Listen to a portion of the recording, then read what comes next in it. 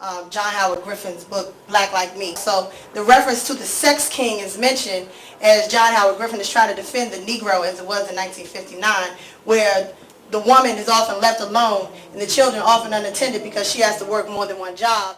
And this is quote, when he looks at his children and at his home and he feels that he can't provide for them, he either just doesn't give a damn or ultimately he does whatever he has to do to escape it. And then he continues that process on with other women. He ultimately doesn't give a damn or does whatever he has to do to escape it. And I just want to hear from the fellas about the reasons why we escape and abandon our children, because ultimately the seeds are what's left out there not growing. They're in the ground, but they're not growing. And why do we, maybe not you, but you know somebody who does or has left, why do we leave the seeds in the ground, planted but not growing, and leaving them unattended for anything to fall on the ground? And be real, because I want to know. If you really want to know. I really want to know. I got two responses for you. The gardening metaphor. Why are y'all letting any gardener start fucking with y'all soil? See, it's real simple. Y'all are bad judges. You're horrible judges of people. Honestly, women, y'all get caught up emotions. Y'all need to think a little more with y'all heads, a little less with y'all hearts. Y'all get caught. But when it comes down to it, y'all are the ones that are really left holding the bag. You're left, you're stuck, and there's nothing you can do. You can't make a man act right for a thing in the world. And if anybody, because a whole lot of women say, well, I'll just hit him for some child support. That ain't raising a kid. Money has never raised a kid unless you got a nanny named Consuela, and it's a whole nother story. That's a whole nother, well, she ain't got to be named Consuela, but you know. Right. Yeah. Yeah.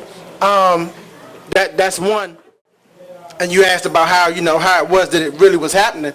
From another book that I actually got from DC Bookman called Tally's Corner. It said black men are afraid.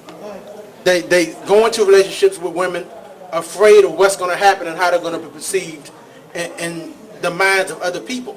They go into marriage saying things like, she pressured me into it, I don't want to, but I'm going to do it. Might love her to death. Might love her to death, but I'm a little afraid, but I'm going to go ahead and do it because they keep talking to me, or she had my kid, I'm going to go ahead and do it. I don't want to, and I'm going to still be out there doing my thing, so if it don't work, it don't work. She knew what she was getting into. Wow. Setting up reasons for failure. Only because they're afraid of what people will say. If men know, you're a no good dude if you ain't taking care of your kids. They don't want that on them. So they put that out there like it's her fault. It's her fault. I didn't want to be with her in the first place. They was pressuring me. She had my kid. I figured it was the right thing to do, and it ain't work out. But I was just trying. I tried to be right. She a little crazy. It works like that. And I wanted to say something in reference to what Brew was saying. I think brothers got a lot of game. And if he sees a woman he wants to be with, he's going to say whatever it takes to get her. So a lot of times sisters find themselves with a lot of kids by a lot of different men, but may not be freaks or nothing like that. Because, no, seriously. Bro, check me out. Because kids may not be free. I'm sorry. No. I mean, 3 kids, you have a sex with 3 times. I'm just saying, but right. I'm just saying. Odds on that. But let me just clean up what I'm saying. But I mean, it's very easy to get caught up like that. At 17, you're very young, you're very naive. He's telling you he loves you. You got one right there. At 21, you think you know a little bit more. You got another one right there. At 28, you getting married now. You got another one right there. Right. And it just never worked out because you never really got to know yourself. See, women have to have an opportunity outside of having a man. That's right. After having kids like that. You got to give yourself time to grow after giving yourself to men like that, especially in the relationship aspect. For one thing, cut back on the blanket statements about, for one, the women make horrible decisions. People make horrible decisions. Period, across the board. As far as laying down with somebody, when I my daughter was born when I was 25 years old. The woman that I was seeing at the time was 23.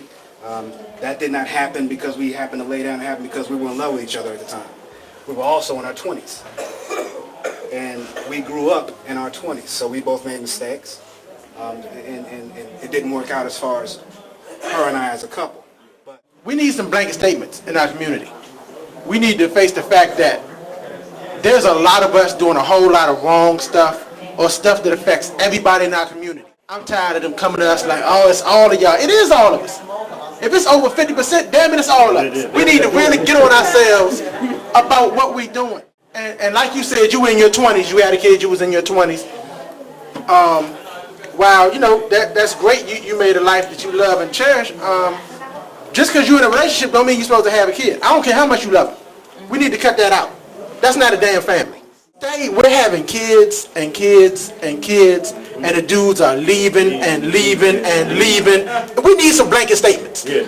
We need some blanket statements. We need some blanket condoms. We need some blanket ass whippings. We need all that. Yeah. Somebody is not doing the job right. Somebody is not doing it. Evidently, everybody thinks it's acceptable, and statements like that, which really bother me of, oh, well, we was in a relationship, we was in love, and it ain't work. Damn it, if it ain't work, you weren't supposed to have a kid. Not saying that you're wrong. That is how it's supposed to work. And that's the problem. And that's why the number is 70%. And that's why the AIDS number is so high. And that's why all those numbers are so, that's why. That's exactly why it's 70%. that's why 70%. All right. It's not stupidity is what it's reason for 70%. Okay, No, hold on, sis, hold on. No, come and go. Relationships come and go. That's the stupidity that I'm talking So about. you gotta wait till you find the perfect relationship to have a child? Okay. Hey.